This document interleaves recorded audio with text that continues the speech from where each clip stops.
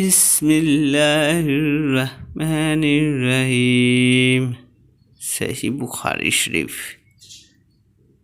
ہم سے علی بن مدینی نے بیان کیا، ان سے سفیان نے، ان سے ابن ابی نجیح نے مجاہد کے واسطے سے نقل کیا۔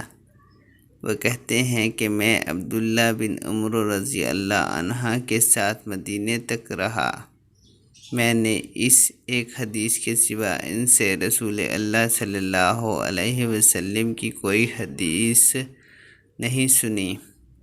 وہ کہتے تھے کہ ہم رسول اللہ صلی اللہ علیہ وسلم کی خدمت میں حاضر تھے کہ آپ صلی اللہ علیہ وسلم کے پاس کھجور کا ایک گابا لایا گیا۔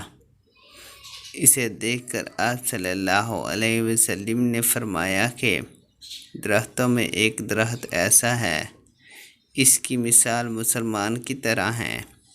ابن عمر رضی اللہ عنہ کہتے ہیں کہ یہ سن کر میں نے ارادہ کیا کہ عرض کروں کہ وہ درخت کھجور کا ہے، مگر چونکہ میں سب سے چھوٹا تھا اس لیے خاموش رہا۔